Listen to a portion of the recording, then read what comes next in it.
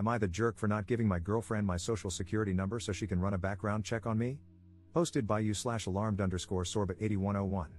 I, 27M, have been in a relationship with my girlfriend, 31F, for almost a year now. This evening, she sat me down and said she needed to have a serious conversation with me. She then asked for my social security number. I immediately said absolutely not and asked why she would need that. She explained that her ex-boyfriend had essentially been living a double life. He had a number of criminal charges in his past that he had never disclosed to her and eventually exposed her to sketchy and dangerous behavior. She broke things off with him after he cheated. I said, "Okay, thank you for telling me that, but what does that have to do with my social security number?"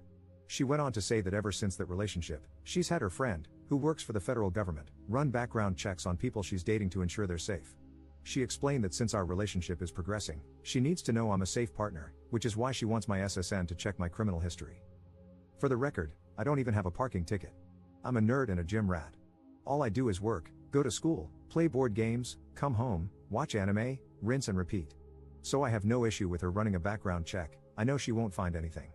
But I'm not comfortable giving out my SSN. That's a line I'm not willing to cross. When I told her this, she got upset and said I don't understand what women go through and that this is about her safety. I admitted that she's right, I have no idea what women go through, but that doesn't change my stance on giving my SSN to a complete stranger. She argued that her friend isn't a stranger, he's one of her best friends and married to one of her close friends.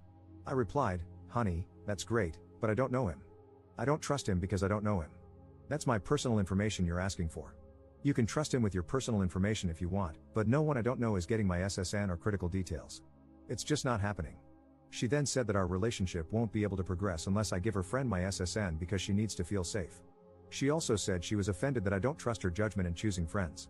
At that point, I got up and left, telling her that while I respect her concerns, her past trauma doesn't give her the right to strong-arm me into sharing sensitive information with someone I don't know just because he works for the federal government and has access to a database. I used to work for the federal government myself, so I know from experience that not everyone working there is automatically trustworthy.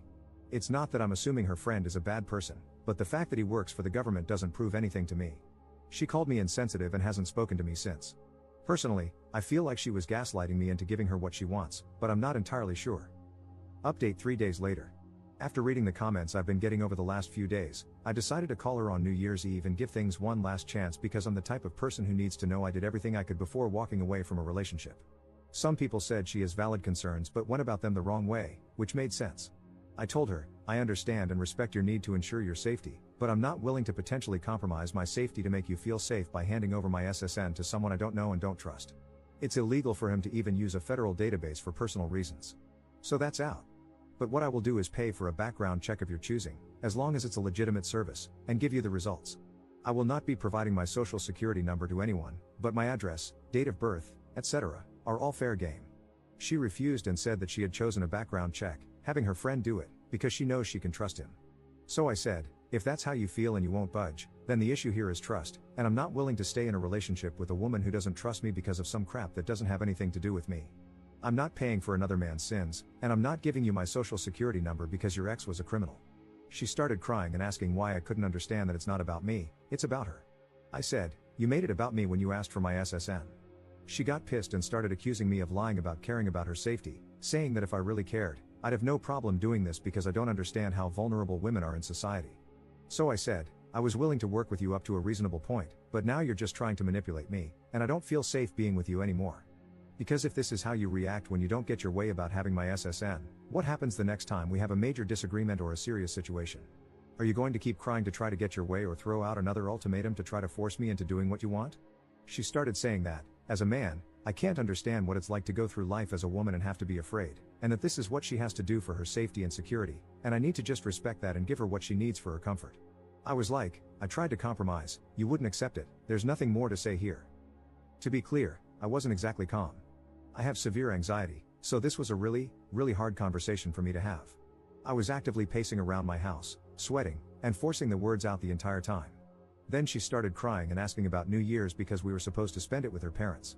I said, you should have thought about that before you tried to strong-arm me into getting your way. This isn't an and everyone stood up and applauded moment, that's just how things went. I hung up, and now we're over. Obviously, I'm hurt, but I'm realizing I dodged a bullet because there's no reason things should have gotten this messy. And before anyone tries to jump me in the comments, again, I offered to pay for the check. She refused because it wasn't the test she wanted. I feel like I made a good faith effort to resolve things. Hate to ring in the new year without a kiss under the mistletoe, but it is what it is. I don't know if she really is that concerned I'm some lunatic criminal or if she was trying to scam me like a lot of you said. Either way, it's over now.